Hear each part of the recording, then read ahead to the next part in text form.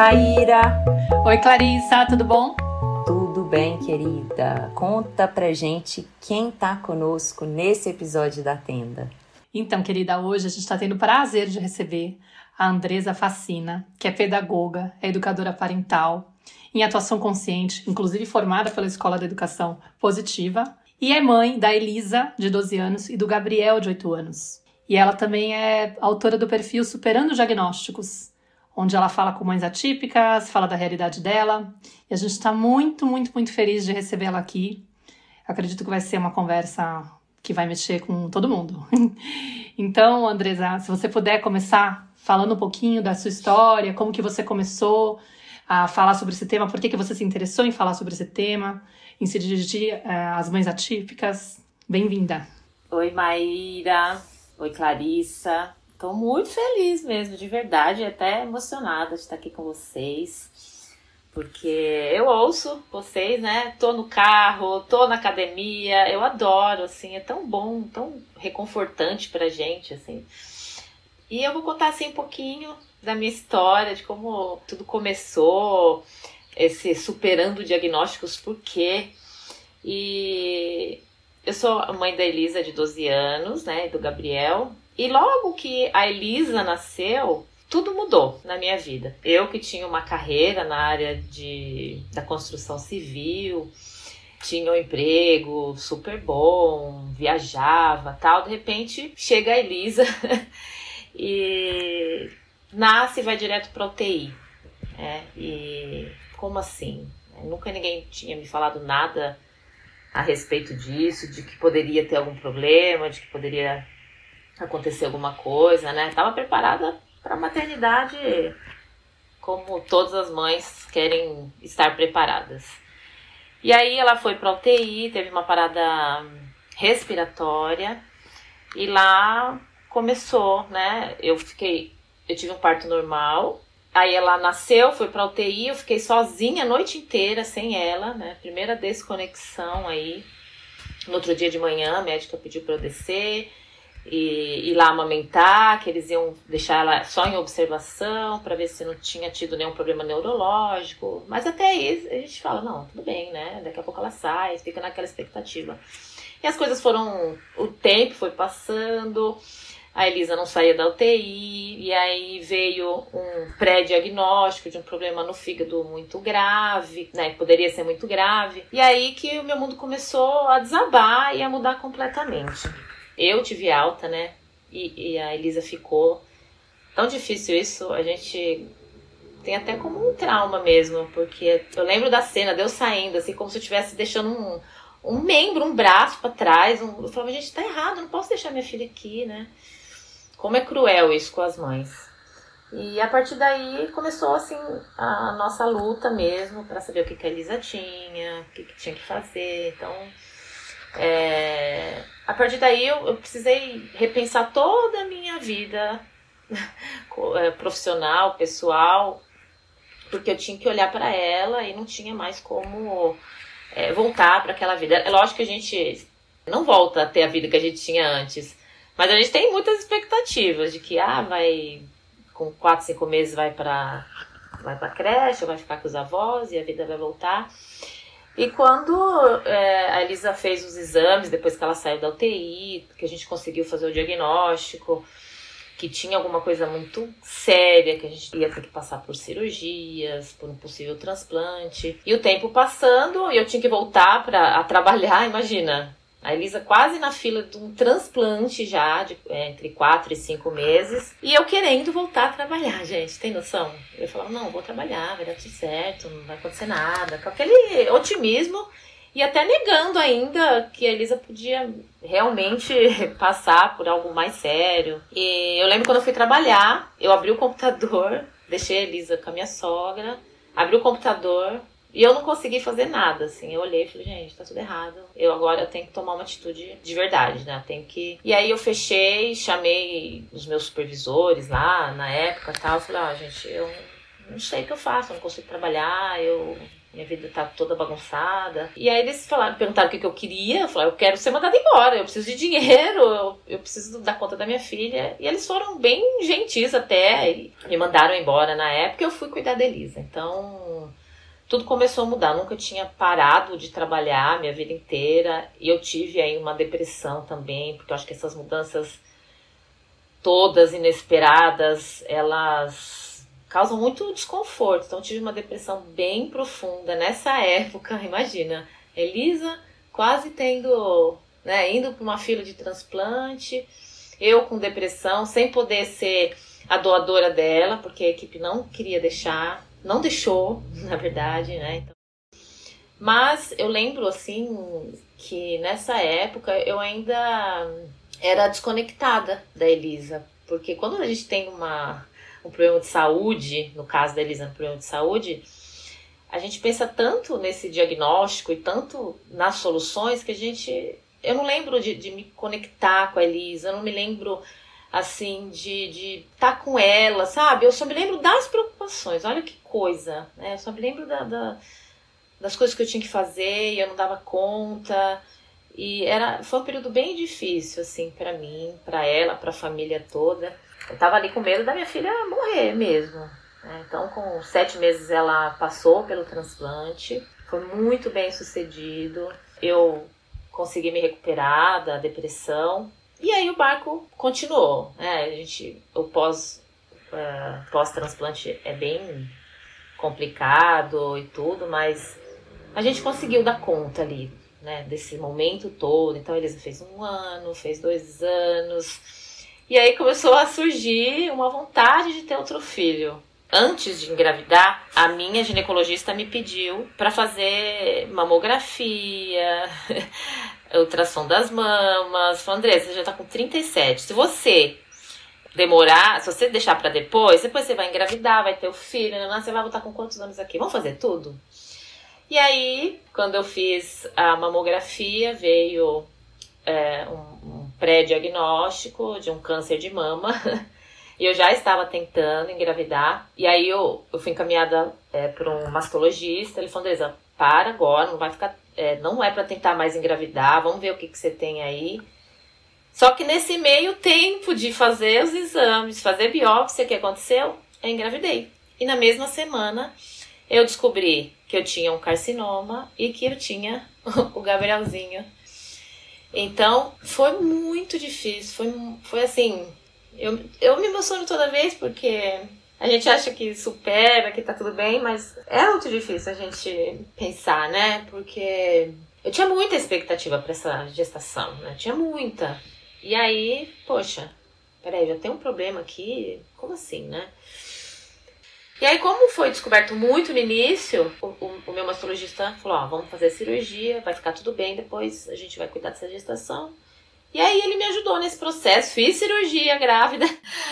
Aí fui lá cuidar do Gabriel, nem sabia que era o Gabriel, lógico, né? Muito novinho. Eu fiz a cirurgia, ele tava com 5 para 6 semanas, né? Mas quando eu fui fazer, daí o morfológico veio uma indicação de um diagnóstico. Eu falei, não, pera que tá tudo errado aqui, peraí. Não, provavelmente foi porque eu fiz a cirurgia, eu passei estresse, eu fiz radiografia para fazer cirurgia. Mas, assim, aquilo me abalou muito, muito profundamente. Porque o meu médico, inclusive, ele falou, bom, é só por um milagre que teu filho não vai ter nada. Eu falei, nossa. Foi bem pesado, bem forte. E a gente decidiu fazer uma amniocentese para... Eu não queria fazer, o meu marido ficou muito ansioso, muito angustiado com a dúvida. Ele queria saber o que o filho dele tinha. Essa amniocentese, não sei se vocês sabem, ele tira o líquido da placenta. É um pouco evasivo e tudo, mas fizemos. E aí, de 4 para 5 meses de gestação, veio o diagnóstico da síndrome de Down. Então, a minha trajetória em diagnósticos, ela, desde que a Elisa nasceu, um atrás do outro. E foi muito difícil também para mim, porque eu tinha, assim, um preconceito com crianças com deficiência. Claro, a gente não pode dizer que isso não existe, porque Eu achava que eu não ia dar conta, eu pensava na minha família, como é que a família ia lidar com isso, se eles iam aceitar. Mas eu também, trabalhando em mim, essa aceitação. Então, eu tive um período na gestação bem difícil, mas que foi aos poucos, né? Conversando com outras mães, buscando conhecer mais sobre o diagnóstico. Isso foi aos poucos, eu fui aos poucos superando. E quando o Gabriel nasceu super bem, super tranquilo. E aí começou, claro, todo um trabalho com o Gabriel para que ele se desenvolvesse, tudo, né, que a gente já sabe, já conhece. E nesse meio tempo também, antes do Gabriel nascer, na verdade antes de eu engravidar, eu comecei a repensar a minha vida profissional. Eu falava, gente, só que eu preciso voltar a trabalhar, também preciso ter alguma coisa e tal. Comecei a fazer pedagogia na época, aí engravidei, aconteceu tudo isso. Então eu fiz a pedagogia, o Gabriel nasceu, eu terminei a faculdade. E aí foram surgindo mães, assim, no entorno da minha vida. Mães que se identificavam e que viam em mim uma pessoa forte, que tinha superado tanta coisa com a Elisa, que agora estava com o Gabriel. Então elas começaram a me procurar, a buscar ajuda, conselho, desabafo. Então isso começou a ficar muito forte, assim. E aí eu fiz uma mentoria para encontrar uma carreira-missão. Então foi aí que eu comecei a criar a página, né? Veio esse nome. Quando o Gabriel estava quase completando 3 anos, veio um outro diagnóstico, que foi o autismo. Que foi outro baque para mim, porque dos diagnósticos, das coisas que eu conhecia, de que eu via, o autismo para mim era o mais difícil. Eu achava que as mães atípicas com filhos com autismo eram as mães mais sofridas. Então, quando fechou, também foi assim difícil para fechar esse diagnóstico, foi complicado, porque uma criança com síndrome de Down tem muitos comportamentos que se confundem ali e tal. Mas quando fechou, aí é que parece que as coisas desequilibraram muito para mim como mãe, porque eu só pensava nesse diagnóstico, eu só vivia em função disso. Eu queria entender, eu queria ajudar o Gabriel, porque eu percebia que ele começou a ficar muito diferente das outras crianças com síndrome de Down, porque a gente compara muito. Eu comparava muito o Gabriel, e de repente o Gabriel começou a sair da curva totalmente. Então eu falava, gente, eu preciso entender, eu preciso ajudar meu filho, né? Eu preciso ajudar no desenvolvimento. E aí eu não conseguia, meninas, eu não conseguia fazer nada. Porque o meu desespero era tão grande que eu me desconectei completamente do Gabriel. Completamente. Isso acho que foi um marco, assim, que eu falei, eu preciso fazer alguma coisa diferente, porque não dá mais, eu não aguento mais tentar ajudar o Gabriel, eu sabendo tanto sobre o autismo e não conseguir fazer nada.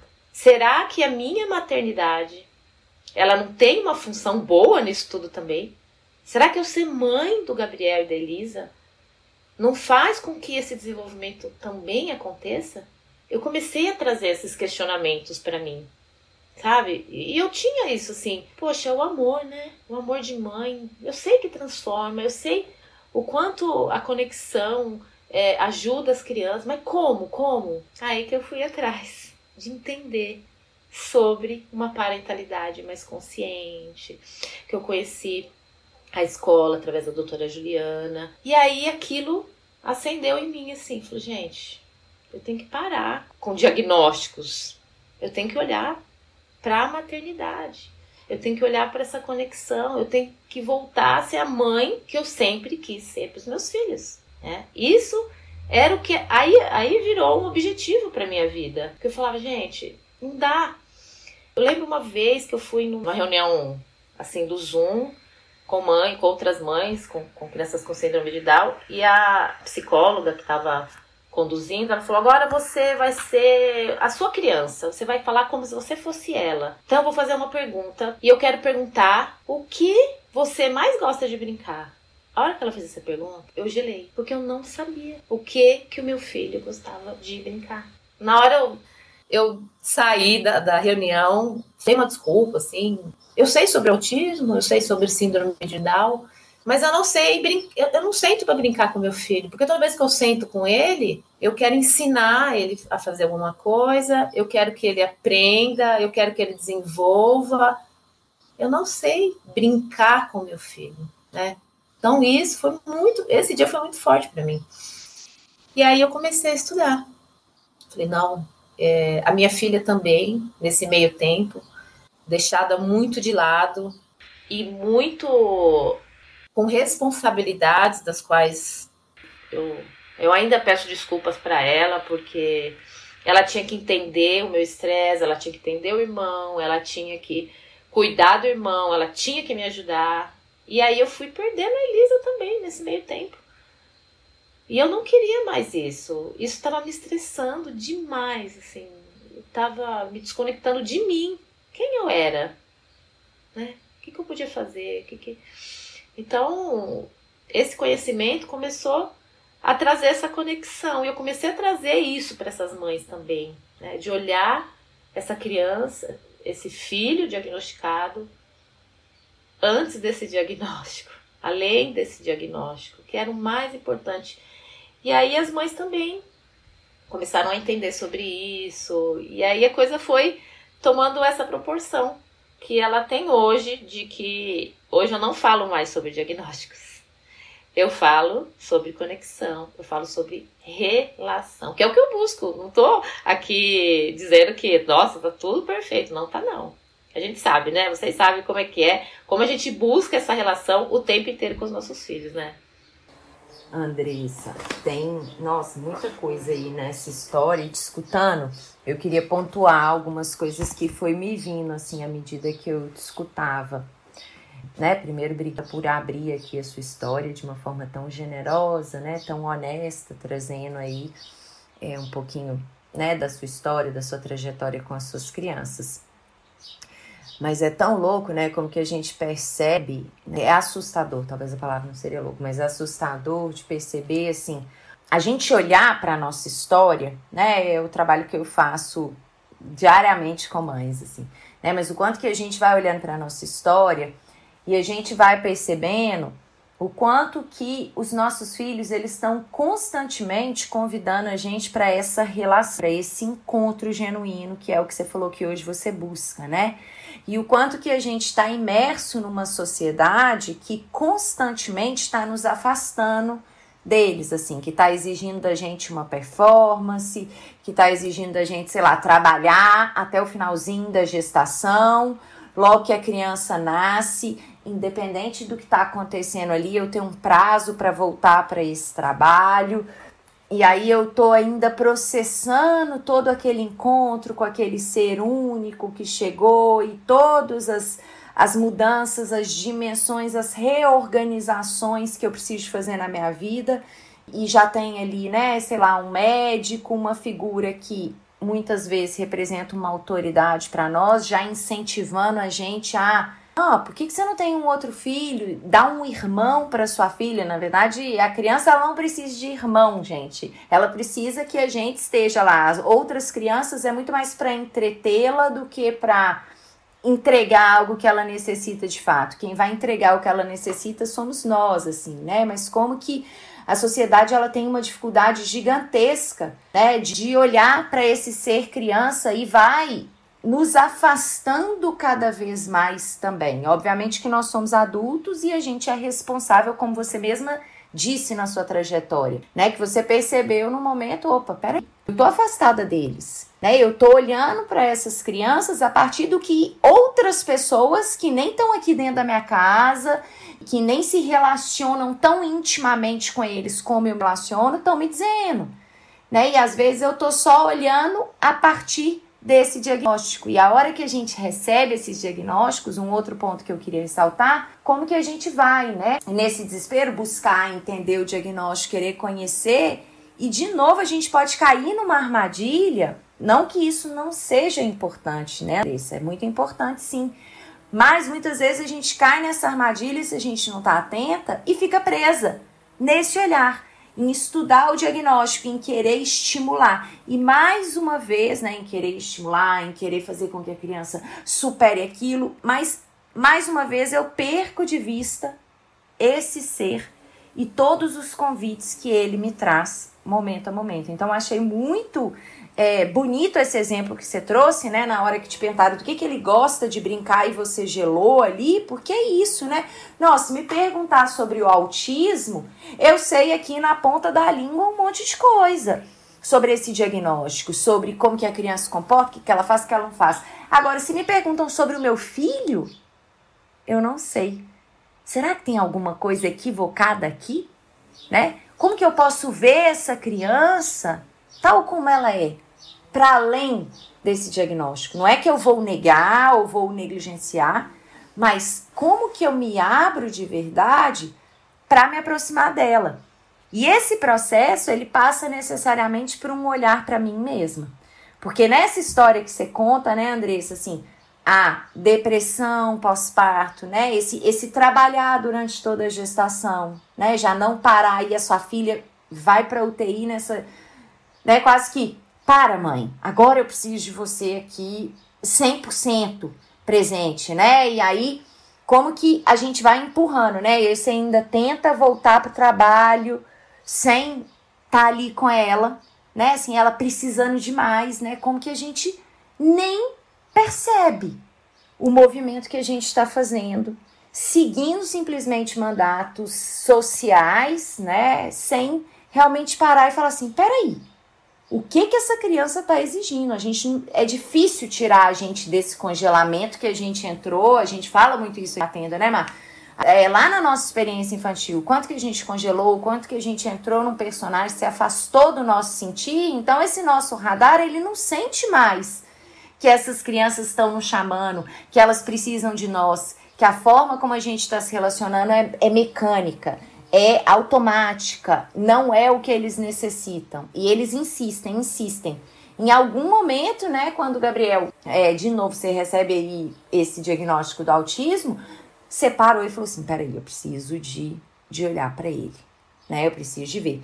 Então eu sinto, até pensando, né, no do seu perfil, superando o diagnóstico, né? Eu fiquei me perguntando assim, superando o quê? Na verdade é superando as nossas próprias limitações que nos impedem de ver e de conectar com a criança. Não o diagnóstico em si, porque o diagnóstico ele é mais um filtro que muitas vezes vai limitar ou turvar a minha percepção a respeito dessa criança. Né, ele me ajuda, às vezes, a estreitar minha percepção e não ampliar.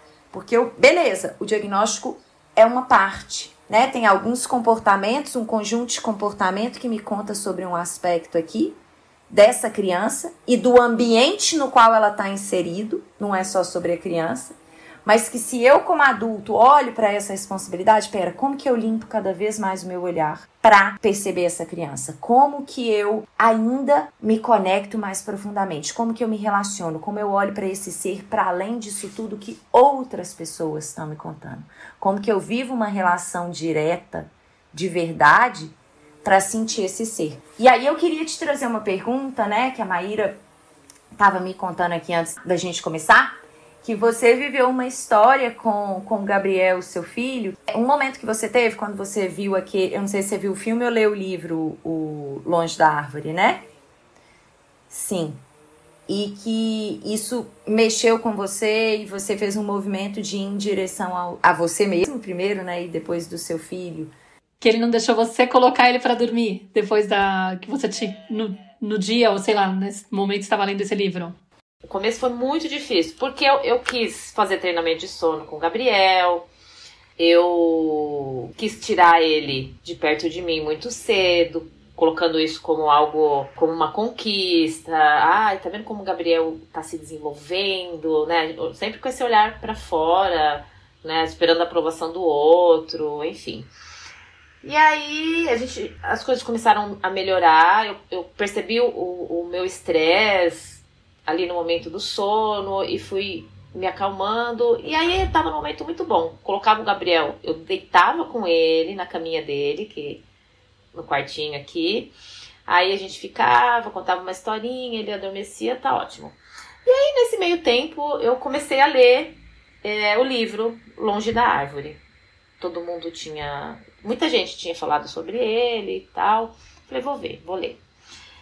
E aí chega uma parte, ele fala sobre muitas deficiências, né? O autor, ele vivenciou com as famílias mesmo. Ele ia até a família, ficava lá e depois ele relatava tudo que ele tinha vivenciado. E com a família de uma pessoa com autismo, me chocou muito o que ele trouxe.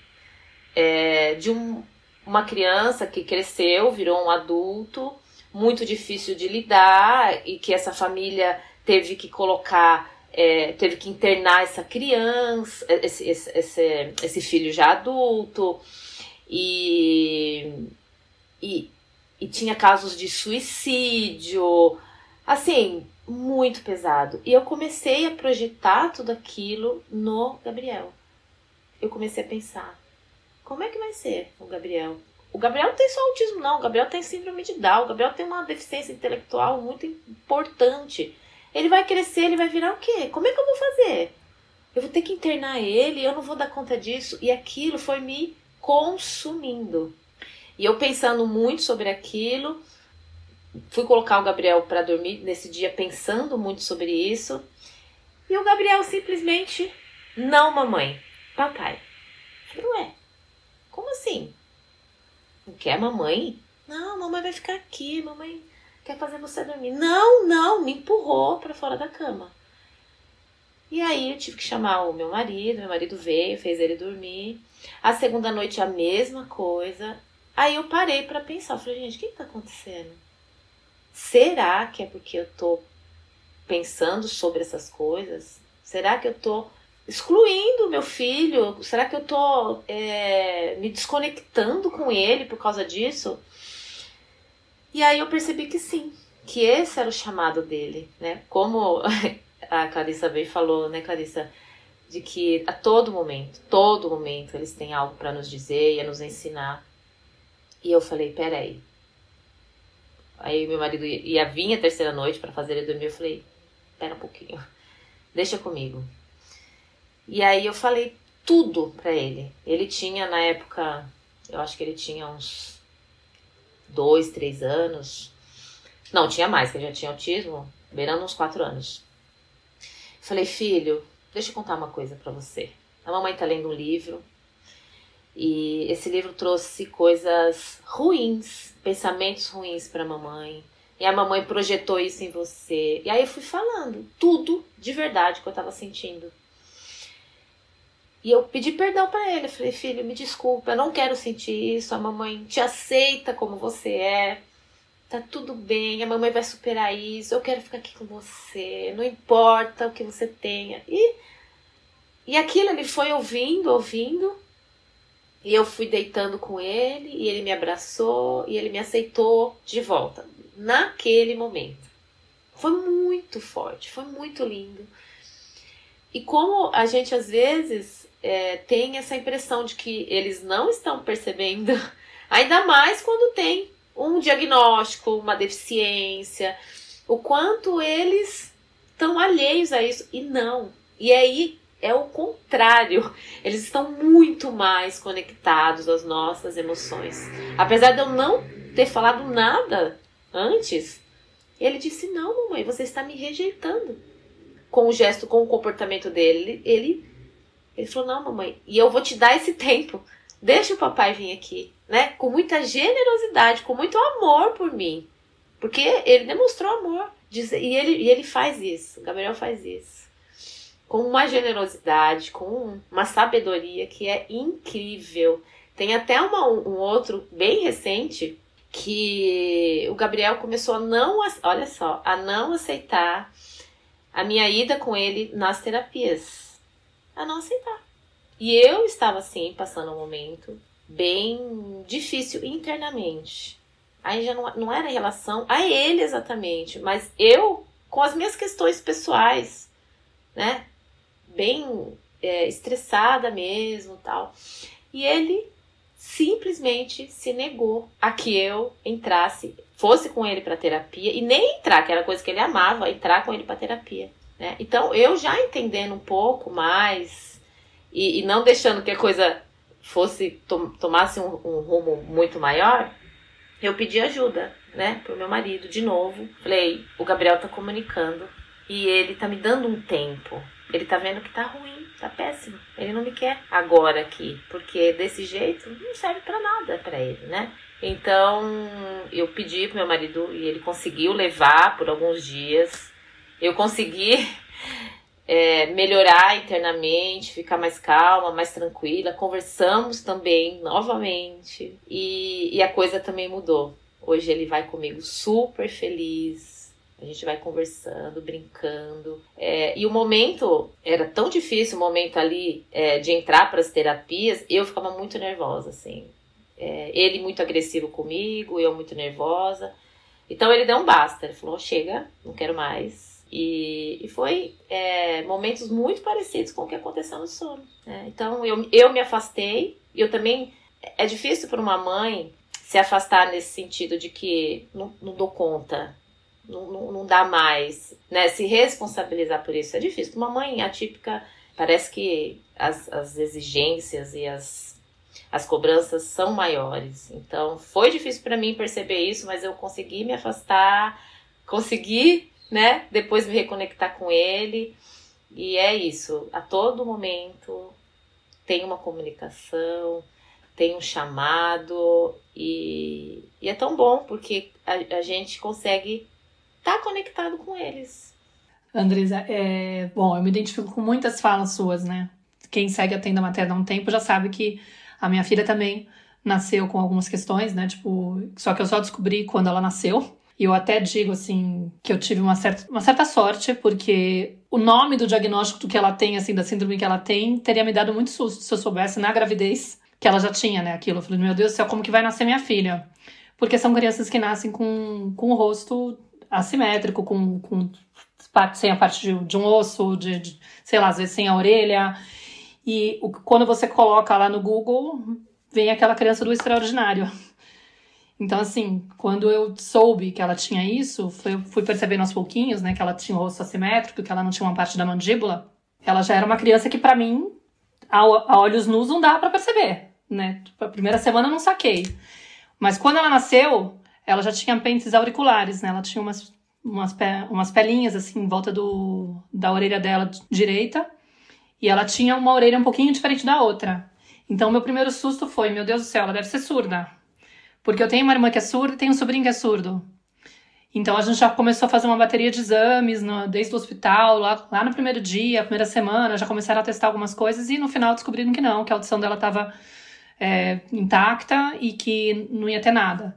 E depois foram passando os dias e eu fui percebendo, nossa, falta uma parte da mandíbula dela, ela tem um lado um pouquinho mais achatado, como que é isso? Isso não pode ser, tá estranho. Falei pro pai dela, ele meio que ficou negando, falou que não, imagina, ela tá com o rosto super perfeito. E ele é escultor, modelador 3D, ele é especialista em anatomia humana, ele desenha anatomia humana em 3D no computador. Eu falei, Alfonso, não pode ser. Você trabalha com isso, você sabe que ela não tem o rosto simétrico, dá pra ver. Tá aqui, ó, a bochecha dela desse lado é pequenininha e tal. Enfim, aí eu passei por uma série de meses, assim, que a gente teve que fazer muitos exames pra poder ficar verificando. Ah, será que afetou o rim? Porque geralmente quando a criança tem isso, nasce desse jeito, pode ser que tenha o olho também com problema não sei o quê. Ah, pode ser que tenha o coração com problema, pode ser que toda a parte esquelética do corpo dela esteja encolhida para um lado. E aí é óbvio que vai ter que fazer um monte de coisa a respeito, né? E a gente então teve que fazer muitos procedimentos médicos. E é uma sensação, nossa, muito dura, né? Tipo, é terrível esse medo que surge, né? O que vai acontecer com a minha filha? Como que vai ser isso? Quantas intervenções ela vai ter que ter? Porque logo de cara a gente soube, vai ter que reconstruir, vai ter que dar um jeito de aumentar o tamanho da mandíbula dela, do lado que tá menor. Então a gente já sabia que ela ia passar por várias cirurgias na vida. Então você fica com 1000 coisas na cabeça. No teu caso, eu já tinha uma em concreto com 7 meses. A minha teve a primeira com um pouquinho antes dos 2 para tirar os apêndices auriculares. E depois ela teve que fazer mais 2 cirurgias para tirar adenoide, amígdala, porque ela estava com apneia de sono. Depois teve que fazer uma para preparar o osso, que ia fazer a extração mandibular dela, tirar um dente que estava bem no lugar onde a gente ia ter que cortar o osso. E depois colocar o distrator mandibular, tirar o distrator mandibular. Então, assim, 6 anos, 5 cirurgias. Nos primeiros 6 anos de vida. E eu me vi muito assim, com essa pressão de preciso dar conta de acompanhar a minha filha para que ela tenha a experiência menos traumática possível nesse processo. E o meu perfeccionismo, então, fez com que eu ficasse lá tentando gabaritar. Tudo tem que ser feito e buscando todas as informações e cursos e intervenções terapêuticas. Eu fazia formações, assim, já que Theta Healing pode ser bom, vou fazer a formação em Theta Healing, em Barra de Access e não sei o quê. Vou estudar para poder aplicar nela. E é uma loucura, né? Porque a gente fica muito refém também de como os profissionais olham, o que eles indicam. A gente não sabe se realmente tem que fazer isso ou ele tá com uma visão um pouco exagerada de querer que minha filha atinja tal meta, sendo que, na verdade, talvez não tenha necessidade. E quando eu me via com essas questões, me batia um desespero, porque eu me via, às vezes, em um ambiente onde eu não sentia que ela estava sendo bem tratada ou que estavam exigindo demais. E o meu medo eu não quero que minha filha se sinta forçada, tipo, obrigada, meio que puxada para fazer uma coisa que de repente ela não pode entregar, de estar lá mais parecida com o desenvolvimento de outras crianças da idade dela, porque ela teve uma espécie de um atraso, entre aspas, eu digo, entendeu? Porque nada do que ela atingia mais tardiamente chegava a ser num tempo em que o desenvolvimento estava dizendo que, por exemplo, ela foi andar com 18 meses. Era o limite, entendeu? Ela demorou um pouquinho mais que a média, mas ela estava dentro ainda do que é esperado. Então, sempre foi assim com ela, entendeu? E às vezes a gente ficava numa angústia de, será que ela tá atrasada ou será que tudo bem, né? Porque eu sempre briguei com essa história de, eu não quero que minha filha se sinta inadequada. Eu não quero que ela se sinta rejeitada por não estar parecida com os demais. Porque se a natureza dela for essa, tá tudo bem. Não sei por que não preciso ficar forçando ela, empurrando ela, acelerando ela para ela poder ficar mais parecida com os demais. O que eu quero é que ela se sinta à vontade, sendo ela mesma no mundo, sem se preocupar com a forma como os outros vão ver. E eu acho que o que me emocionou quando eu escutei seu relato, quando eu vi a sua aula lá no curso da Maia também, foi um pouco assim, perceber o quanto você foi caminhando para poder encontrar esse amor incondicional por ele, né? Porque no fundo a gente fica com essa pressão de, deixa eu estimular, deixa eu fazer com que ele avance. E de repente você fala assim, não, peraí, isso daí é dele. E isso provavelmente vai ficar com ele e tá tudo bem. Ele estar no mundo sendo ele, mesmo que as pessoas estranhem, mesmo que as pessoas se incomodem, mesmo que as pessoas às vezes o rejeitem. As pessoas não são obrigadas a todo mundo entender como ele é, aceitar ele como ele é. E assim, o quanto é lindo quando a gente consegue garantir isso. Entendeu? Assim, eu consegui ter confiança de que minha filha tá lá, sendo linda, sendo ela mesma, mesmo sendo muito diferente da filha da vizinha, da amiguinha da escola, da priminha que ela tem não sei aonde, entendeu? Sei lá, pra mim, assim, foi um processo muito forte eu ter caminhado pra escutar menos alguns profissionais que me incomodavam, porque eu via que estavam querendo uma coisa que pra mim, eu falei, não faz sentido. Não sei, entendeu? Só que ao mesmo tempo eu percebo que eu ainda tenho essa insegurança muitas vezes. Do tipo, me preocupar, por exemplo. Até porque a gente cai nesse lugar de ter que decidir por eles muitas vezes, né? Ela teve que fazer essa cirurgia da distração mandibular antes dos 6 anos. Mas será que ela teria optado por fazer isso? Pra ter um rosto mais simétrico? Que no fundo, assim, tem uma parte que é estética, mas tem uma parte que é funcional, né? Da mandíbula dela. É importante que ela consiga mastigar direito, que afeta em 1000 coisas. Mas a próxima cirurgia, em teoria, vai ser na época da adolescência, que eles falam que tem que ser, entendeu? E eu tô bem, assim, assanhada pra deixar bem claro pros médicos, assim, se for uma questão meramente estética, ela que vai decidir. Exato. Perfeito. A Elisa tem, né, uma cicatriz enorme na barriga dela também. Porque a primeira cirurgia, na verdade, que ela fez bem invasiva foi com 45 dias. Que foi uma cirurgia paliativa para o fígado aguentar um pouquinho mais antes do transplante e tal. Então, depois abriu de novo no mesmo lugar. Então, ela tem uma cicatriz bem profunda e bem extensa na barriga. E esses dias, ela tá com 12 anos, e esses dias eu fui comprar uma roupa de banho para ela e ela quis um biquíni. Ai, Eu fiquei tão feliz, tão feliz.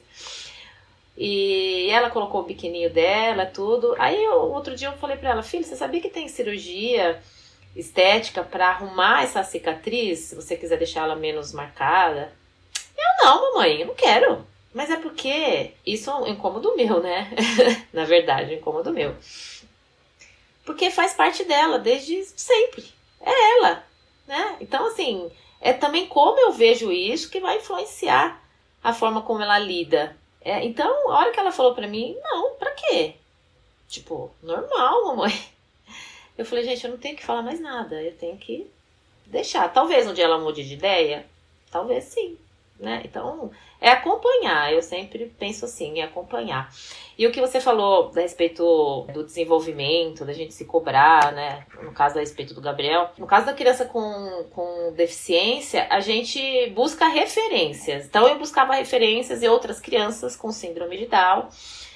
Só que aí você busca, eu não sei por que a gente faz isso, a gente busca referência alta, assim, de crianças que com 4, 5 anos já estão lendo, escrevendo. Eu falo, ai meu Deus, que com 3 anos já saíram da fralda, e você busca isso como um objetivo, né? E claro que depois a gente começa a trabalhar isso, e o Gabriel, ele é uma criança que não adianta querer moldar ele. Ele é o que ele é, e acabou. Não tem jeito. Ele tem as estereotipias dele. Eu já tentei no começo, eu achava terrível, eu tentava tirar, eu me incomodava. E as estereotipias algumas só foram aumentando. Ele tem um luluzinho aqui que ele gira, que a gente teve que fazer. Às vezes ele cria lulus diferentes, e a gente tem lulus pela casa. Então ele tem os gritinhos dele, que é a comunicação. Então, mas a gente vai aprendendo. E eu comecei a perceber que essas referências estavam me fazendo muito mal e fazendo meu filho muito mal. Porque ele percebia que eu não estava feliz com o jeito dele. Ele estava percebendo tudo isso, né? Então foi uma desconstrução. Eu parei de seguir perfis que tinham crianças super incríveis. E tudo bem, tá tudo bem também, né? Mas aquilo me fazia mal, porque o Gabriel tem uma condição que é única, como outras crianças, as outras crianças todas têm uma condição única. Mas eu insisti muito em colocar ele dentro de caixinhas, né?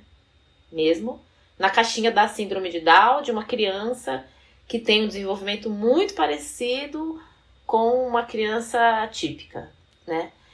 E isso foi muito ruim, porque o Gabriel, ele tá muito fora dessas caixinhas. Outro dia, me apresentaram um vídeo muito lindinho de um menininho com síndrome de Down. E assim, o menininho lendo, acho que tinha quase 5 anos. Falando que diagnóstico não é destino. A coisa mais linda do mundo. Mas aquilo, pra mim, foi um gatilho enorme. Foi. Porque meu filho tem 8 anos, meu filho não sabe desenhar, meu filho não sabe escrever, meu filho não sabe ler. Meu filho não sabe. E eu comecei a falar pras pessoas, gente... Eu sei que vocês têm boa intenção, que essa mãe teve uma boa intenção, mas é gatilho pra mim. Eu não quero mais. Eu não quero ver. Porque isso faz mal e tá fazendo mal pro meu filho. Porque toda vez que eu fico mal, o meu filho percebe e a gente se desconecta e eu não quero mais. Então, tudo bem a gente se afastar. Tudo bem a gente não ter mais essas referências. Porque os filhos são únicos e eles vão se desenvolver da maneira... Eu tô dando o que eu posso dar pro meu filho hoje, que tá no meu alcance. Pode ser que não seja o ideal e o melhor. Pode ser. Mas é o que eu posso dar para ele. Então, meu filho fica na tela? Meu filho fica na tela. Mas sabe o que eu aprendi a fazer? Eu aprendi a sentar com ele, vendo o desenho. E a gente se conecta ali. Com o desenho junto. É tão bonitinho, mas ele fica tão feliz, ele me abraça, ele faz eu repetir o que o desenho tá falando. Eu, às vezes, pego cenas do desenho e levo pra vida real. Ele adora um desenho da Peppa que tem supermercado, que tem frutas. Vamos no mercado, filho? Vamos comprar fruta? Ele adorou um que a Peppa pega uma melancia inteira. Eu fui lá, comprei uma melancia inteira pra ele ver, pra ele sentir o peso, pra ele... Tudo assim. Porque a tela tá na vida dele. Alguns chamam de hiperfoco, né? E a gente vê tanta coisa ruim. E eu sei que é uma coisa que eu preciso melhorar no Gabriel. Mas o que eu posso fazer com isso hoje, meu Deus do céu? Eu vou ficar com ele. Então, todos os dias, quando eu chego do trabalho, a gente senta junto, a gente se conecta ali com o desenho dele e ele fica muito feliz. Ele faz eu repetir a cena do desenho 1 milhão de vezes. E eu faço isso com muito amor, para que ele entenda que eu aceito, eu tô ali disponível, que quando a gente tem oportunidade, a gente muda as coisas, mas que tá tudo bem ser ele desse jeitinho, né? Tem uma coisa muito legal que vocês falaram e que hoje eu estava conversando com as meninas numa mentoria da pós em Educação Positiva, antes de entrar aqui na gravação, e que a gente está falando exatamente sobre isso, assim, né? Sobre essa tendência da nossa mente de comparar, muitas vezes, né? Como uma forma mesmo, à medida que eu começo a me comparar ou a comparar o meu filho com os outros, né? O quanto que isso me desconecta de mim, do aqui e agora, do meu sentir e dessa criança, né? O quanto que isso é um afastamento gigantesco, assim, uma forma da gente escapar da realidade. Mas o quanto que, né, nesse movimento que eu vou, por exemplo, né, você trouxe esse caso do vídeo aí, eu acessei essa informação, ou eu vi uma outra criança, é inevitável eu acessar outras crianças, eu olhar, e a minha mente automaticamente compara. Só que o quanto que eu também consigo voltar para mim e ficar, poxa, né, porque é isso, assim, às vezes eu não vou conseguir evitar de ver vídeos ou de ver situações e que a minha mente compare. Mas o quanto eu consigo voltar e me acolher e falar assim, ai, eu tô sentindo raiva em relação ao que eu tô vendo agora, e ser honesta com essa emoção e expressar, porque é somente expressando que eu volto para um estado de equilíbrio, que eu vou estar aberta para me encontrar com meu filho, ao invés de distrair essa raiva que eu tô sentindo, ou, nossa, eu tô com muito medo, meu Deus, eu tô vendo isso me deu um baita medo. O quanto que eu consigo acompanhar o que me acontece para que essa emoção, ela possa seguir o fluxo dela, para que eu esteja aberta de novo para me encontrar com essa criança. Porque é inevitável esse movimento de comparar. E também o quanto que eu posso fazer, como você falou, Andressa, me proteger disso que eu já sei que vai me tirar. Então eu não vou ficar também buscando, né, coisas que vão me gatilhar e que eu vou entrar nesse movimento e ficar comparando. Mas quando eles acontecem, né, como que eu me regulo no sentido de acompanho as minhas emoções, valido, reconheço, valido, né? Acompanho, permito que eu expresse essas emoções de forma consciente para eu me voltar e estar verdadeiramente disponível para o encontro com essa criança, né? Porque realmente é isso, assim, né? A nossa mente, ela vai comparar. Ela vai levar a gente para uma comparação. Não tem como. Eu vejo ali uma criança, como você falou, que tem características muito parecidas, idades parecidas, e eu vou comparar. Minha mente vai fazer isso. Então, como que eu me regulo para que isso não se torne maior do que realmente é e eu perca de vista quem realmente importa aqui, né? Que é a criança. E uma outra coisa que vocês falaram, que eu não quero deixar passar assim, né? Que eu acho que vocês pontuaram muito bem, mas assim, o quanto que é a partir do nosso olhar, né? Porque o exemplo que você trouxe da cicatriz da sua filha, né, Andressa? Assim, mas o quanto que o nosso olhar, ele molda essa percepção que a criança vai ter dela mesma, né? Porque a gente é essa figura de apego primário, a gente é essa primeira pessoa que essa criança se vincula, né? Que teve ligado intimamente quando a gente gestou, enfim, ou quando chegou para nós. Pode ser que seja uma criança, né, adotada, uma barriga de aluguel, enfim. Mas a partir do momento que essa criança chegou, eu estava ali disponível para encontrar com ela, ou às vezes nem tão disponível, meio dissociada, meio desconectada. Mas é essa figura que ela vai buscar e que ela vai ter como referência para nomear sobre quem ela é, sobre como as relações funcionam, sobre como é o mundo. E o meu olhar, ele é extremamente importante nesse sentido, porque sou eu que estou contando sobre ela, sobre o mundo, sobre as relações, para essa criança, para ela mesma.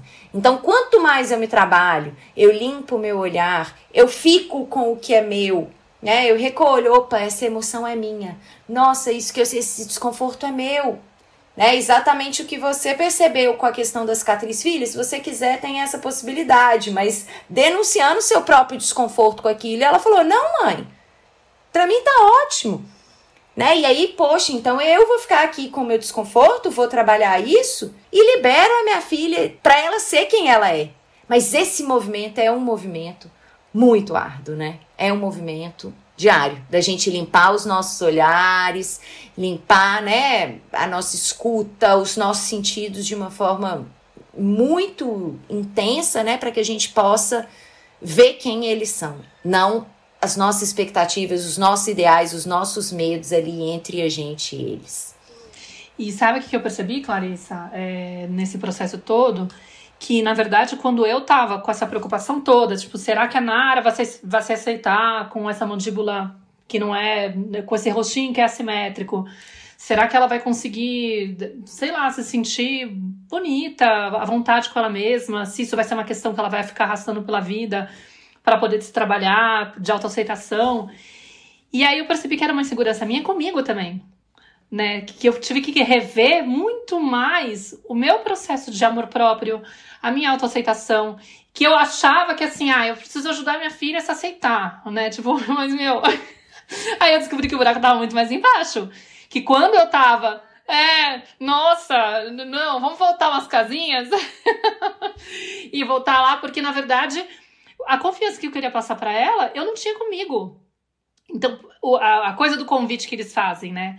Tem aí uma filha cheia de questões para você ter que se trabalhar justamente nas questões que ela veio trabalhar, né? Ah, tá bom, ela escolheu você, tá bom? E não foi à toa, porque ela sabia que você tinha uns perrengues, uma esperaba emocional nesse ponto aí. Vamos lá, vamos trabalhar essas esperabas em você.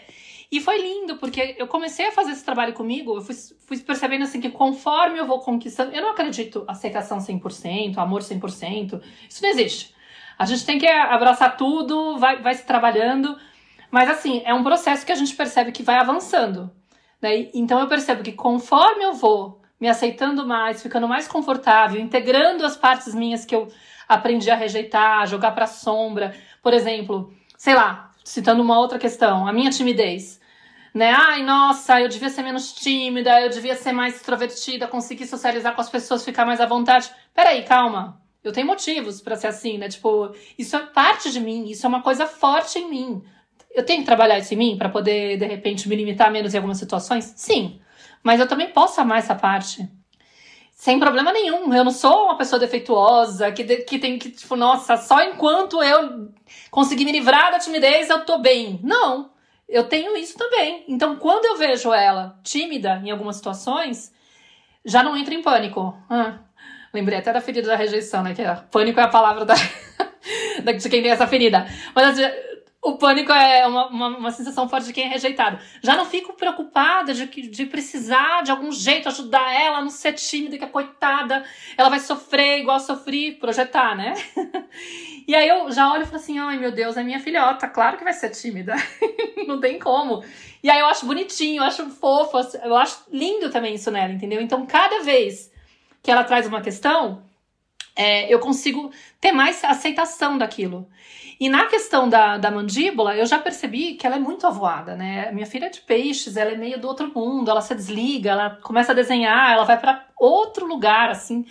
Então, quando eu tento perguntar pra ela alguma coisa, ela meio que dá uma, tipo, do que você tá falando, mamãe? Tipo, também não é uma questão assim que ela tá, até agora, aos 8 anos, que parece que pegou forte. Então eu percebo que eu tenho que ficar muito cautelosa de não jogar pra ela uma coisa que talvez a vida ainda não tenha trazido como um problema. Às vezes eu pergunto, alguém já fez comentário? Não.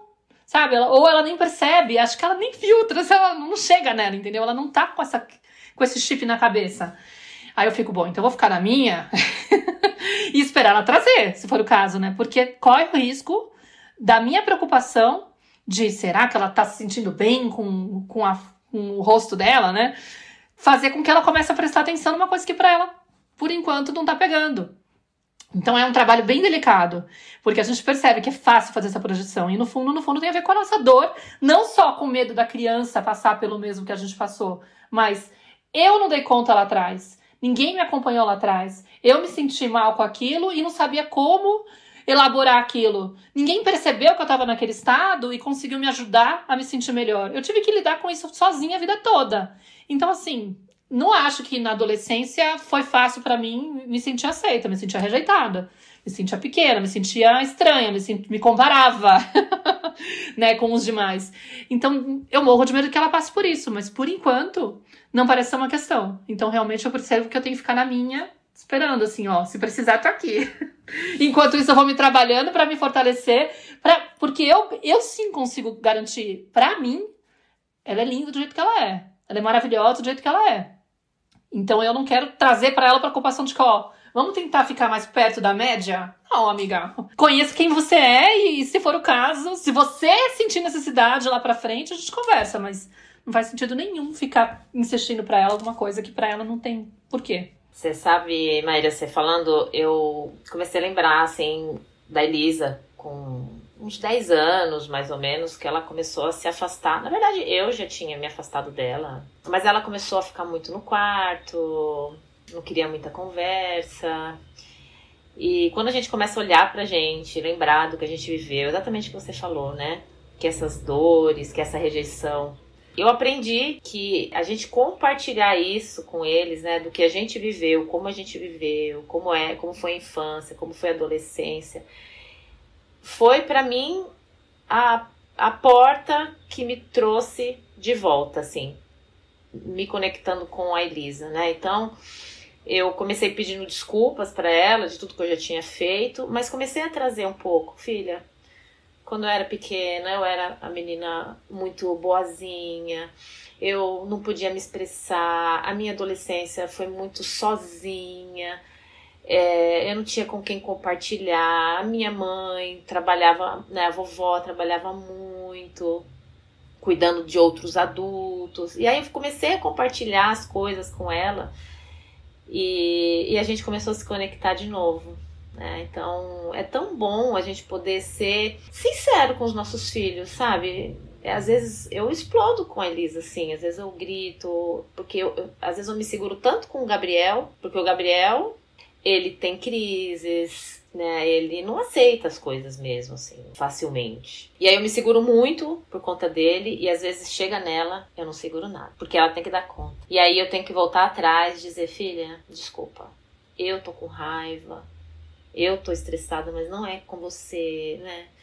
E aí eu venho trazendo pra ela, assim, né? E eu sempre falo pra ela, filha, eu vou tentar melhorar, Porque, gente, a gente não é perfeita, né? E os nossos filhos, eles são tão sensíveis, estão ali esperando sempre coisas boas nossas, né? Eles não estão ali para serem resistentes a nós, para serem...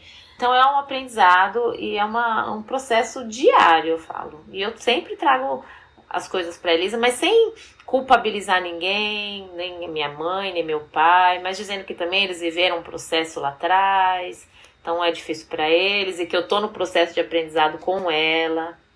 Eu falo para ela, filha, eu quero que você me ensine sobre as coisas, sobre o que você tá sentindo, como eu posso te ajudar. Então, é isso, eu tenho 2 filhos bem diferentes em questão de desenvolvimento e tudo, mas que eles trazem coisas tão comuns pra mim, me fazem olhar tanto pra mim, que é muito lindo, assim, é maravilhoso. Andressa, eu quero agradecer sua presença, sua generosidade em vir aqui na nossa tenda, compartilhar a sua história, né? Trazer um pouquinho da sua família, da sua experiência, da sua caminhada aí. Muito, muito obrigada. E queria, né, pra gente ir caminhando para o encerramento, que você deixasse talvez uma última mensagem ou algo que venha aí do seu coração para as mães, para as nossas ouvintes que estão nos escutando, talvez principalmente para as mães atípicas.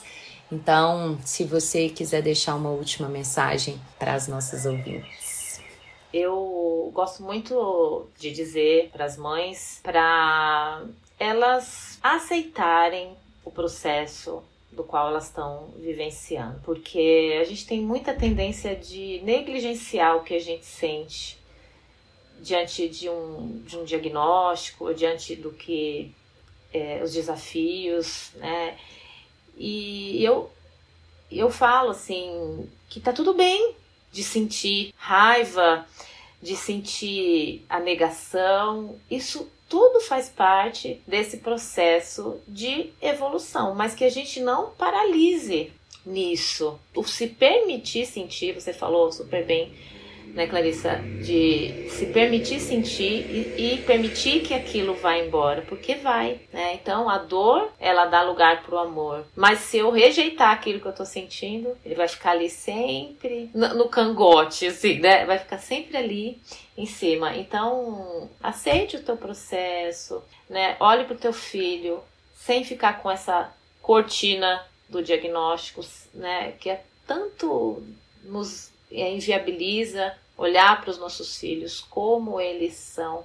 E eles são maravilhosos, eles têm uma luz incrível, eles nunca vão se encaixar mesmo, né? Não vão entrar em nenhuma caixinha, tá tudo bem, né? Então respeita o teu processo, respeita o processo do teu filho. Nós, mães atípicas, sempre escutamos assim: ah, não, tem nada disso da criança ter seu tempo, não, a gente tem que brigar e tem que ir atrás. Tem sim, cada criança, eu mudei essa frase na minha vida, cada criança tem seu tempo, sim. Se a gente souber confiar neles e respeitá-los, eles vão desenvolver, eles vão voar. Eles vão se revelar, né, Andressa? Assim, esse desenvolver como esse revelar, eles vão se mostrar pra gente. Se a gente tem olhos pra ver, eles vão se mostrar com toda a potência que eles têm e que é única, né?